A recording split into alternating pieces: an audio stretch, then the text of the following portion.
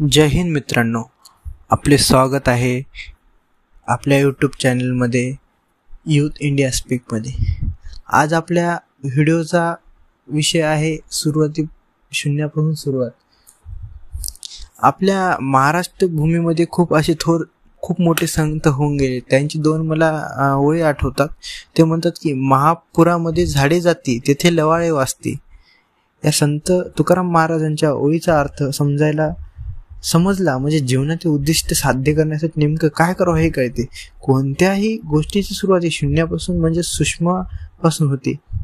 जसे फक्त परीक्षेच्या दिवशी वर्षभराचा अभ्यास करायचा म्हणला तर चांगले यश मिळणे शक्य नाही. चांगले मार्क्स यश मिळवायचे असते तर रोज थोडा अभ्यास करत राहायला पाहिजे.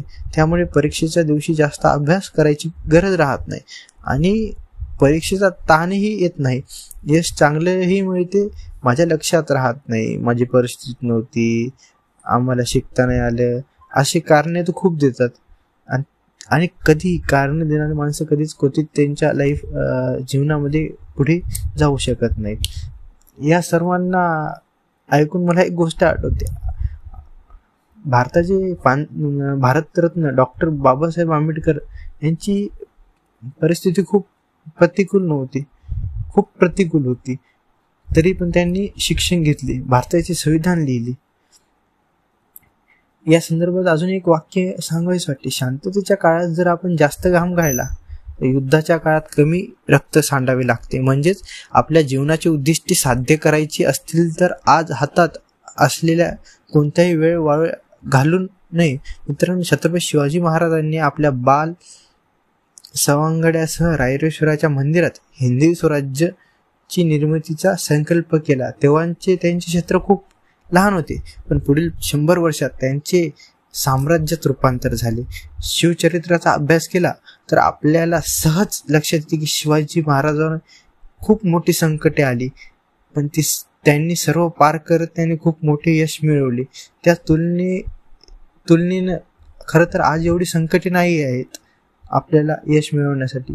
आपण अशी कारण दिली नाही पाहिजे, परिस्थितीत नव्हती, आठवणच नाही राहिलं इत्यादी. आज मोठमोठे उद्योग समूह तुम्ही उदाहरण घेऊ शकता. धीरूभाई अंबानी यांनी सुरुवात केलेले रिलायन्स ग्रुप, अदानी समूह, आदित्य बिर्ला ग्रुप, जिंदल ग्रुप, हे एकदम शून्यापासून सुरुवात झालेले आहेत. त्यांची सुरुवात शून्यापासून झालेली आहे. अशी अनेक उदाहरणे आपल्याला दिसतात की ज्यांनी सुरुवात लघुतेपासून केली आणि आपल्या आयुष्यात विश्वभरात आपला उद्योग पोहोचण्यात ते यशस्वी झाले. थेंबे थेंबे तळे साचे या पद्धतीने आपण कोणतेही काम केले तर निश्चितच चांगले यश मिळते. सदैव लक्षात ठेवावे, काही व्यक्ती रिटायरमेंट नंतर वयाच्या 60 नंतर आपल्या आवडत्या क्षेत्रात काम करतात. याचा आपल्याला एक